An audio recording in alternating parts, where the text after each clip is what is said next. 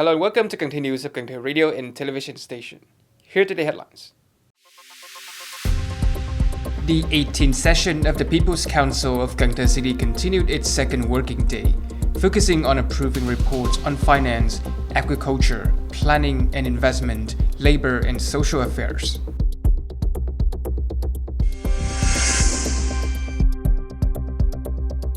Cần Thơ City People's Committee Chairman inspected measles prevention efforts at Cần Thơ City Children's Hospital.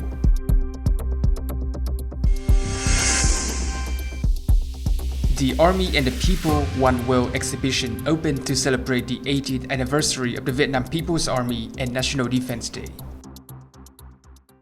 Top news today. On December 10, the 18th session of the People's Council of Cần Thơ City continued its second working day. This session focused on approving reports related to finance, agriculture, planning and investment, labor and social affairs. At the meeting, 12 proposals and draft resolutions were presented by the city's departments and branches.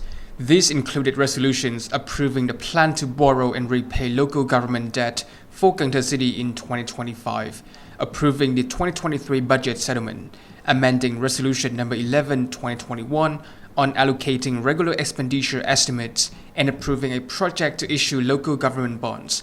Other resolutions focus on establishing criteria for bidding to select investors for land-based projects, prioritizing investment in the Ninh district, and setting preferential regimes for land rent exemption for certain projects. Proposals were also made regarding non-profit projects, social assistance for disadvantaged groups, and the implementation of policies concerning children. Additionally, there was a proposal to approve a project to complete the task of building new rural areas in Cần Thơ City for the 2021-2025 period. The meeting also heard examination reports from the City People's Council committees on these submissions. Chairman of Cần Thơ City People's Committee Trần Việt Trường stated that in 2025, Cần Thơ City will implement various measures to foster rapid and sustainable economic growth. Cần Thơ City will prioritize fostering growth alongside macroeconomic stability, controlling inflation, and ensuring key economic balances. The city plans to enhance the socialist-oriented market economy, promote decentralization and power delegation, and develop various market types in a synchronous manner. It will focus on refining legal policies to address obstacles, mobilize resources effectively, and improve the investment and business environment. Key initiatives include economic restructuring tied to growth model innovation, enhancing productivity, quality, efficiency, competitiveness, and economic resilience. The city will expedite the development of strategic infrastructure, especially critical projects, and improve human resource quality. Additionally, it will advance science and technology applications, promote innovation, and comprehensively develop cultural and social sectors, ensuring harmony with the economic progress. Social security will also be prioritized to enhance the material and spiritual well-being of residents.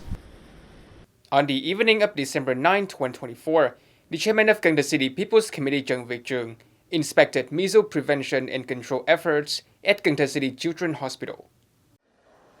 Since the beginning of 2024, Cần Thơ City Children's Hospital has treated 2,385 measles cases, including 969 from Cần Thơ City.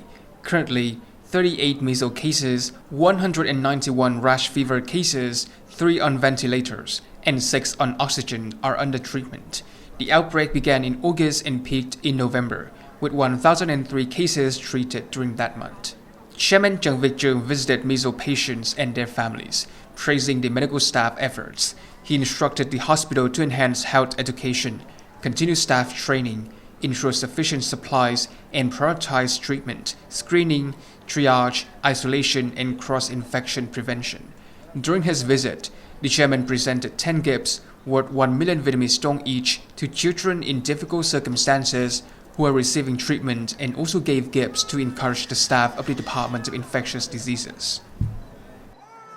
Prime Minister Phạm Minh Chính has issued official dispatch number 128, directing ministries, sectors, and localities to take proactive measures to prevent and address drought, water shortages, and saltwater intrusion.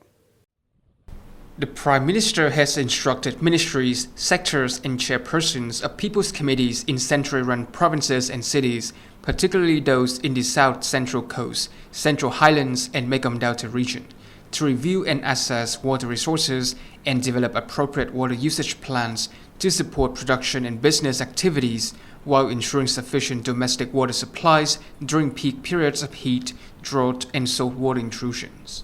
Authorities are tasked with monitoring weather patterns, hydrometeorological forecasts, and the impacts of drought and saltwater intrusion to implement tailored response measures based on guidance from the Ministry of Agriculture and Rural Development. Priority will be given to ensuring water supply for households, medical and educational facilities, and other essential needs, with a firm commitment to preventing water shortages for residents. In the Mekong Delta, the drought season typically begins in December and lasts until April. Experts forecast that the coastal areas of the Mekong Delta are unlikely to experience severe drought during the 2025 dry season. According to an ecological expert, the 2025 dry season in the Mekong Delta is unlikely to experience severe heat. As of now, the flooded area in the basin remains about 14,900 square kilometers, above the average for this time of year. Notably, this year's flood peak occurred 1 month later than usual, meaning the water will recede 1 month later as well. As a result, the Mekong River will still have ample water at the start of 2025 dry season, similar to 2024, with 58 dams in the Mekong basins storing 46 billion cubic meter of water. The 2025 dry season in the Mekong Delta is unlikely to experience drought. However, brief salinity intrusion may occur during high tides around the 15th and 30th of the lunar month, though it will not be as severe as in 2016 and 2020. On the morning of December 10, the Political Department of Military Zone 9 hosted the opening ceremony of the exhibition, The Army and the People Won Well, at the Military Zone 9 Museum. This event is part of the celebrations marking the 80th anniversary of the Vietnam People's Army, December 22nd, the 35th anniversary of the National Defense Day, and the 80th anniversary of the General Department of Politics of the Vietnam People's Army. The exhibition features over 300 documents, images, artifacts, and books, organized into 3 main sections. Part 1, The Vietnam People's Army Comes from the People, Fights for the People, 1944-1975. Part 2, The Vietnam People's Army in the Cause of Building and Defending the Fatherland, 1976 to the present. And Part 3, The Outstanding Children of the Heroic Army. Each item highlights the unity and strong bond between the Army and the people, reflecting the Army's noble tradition. Over 80 years of development, under the leadership of the party and with the love and support of the people, have empowered the Army to grow and contribute to building generations of dedicated caterers and soldiers, always devoted to serving the people and the nation. The exhibition will be open to visitors from December 10, 2024 to the end of January 2025.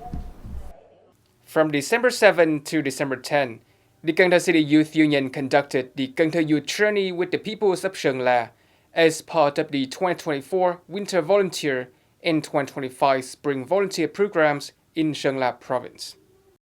The journey was supported by the Youth Union of Cần Thơ City Department of Health and Cần Thơ University of Medicine and Pharmacy. During the program, Cần Thơ City Youth Union provided K Commune with 10 tons of rice, 1,000 units of medicines, and 40 solar light bulbs to illuminate over 2 kilometers of rural roads in Long O village. Additionally, clothing and 5 bookcases for Hoa Dao Kindergarten were donated to students.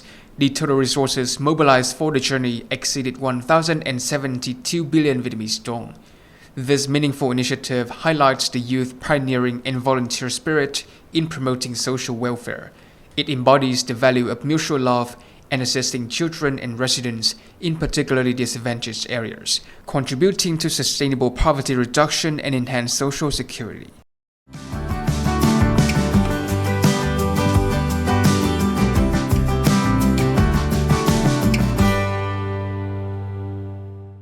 Coming up next is the weather forecast.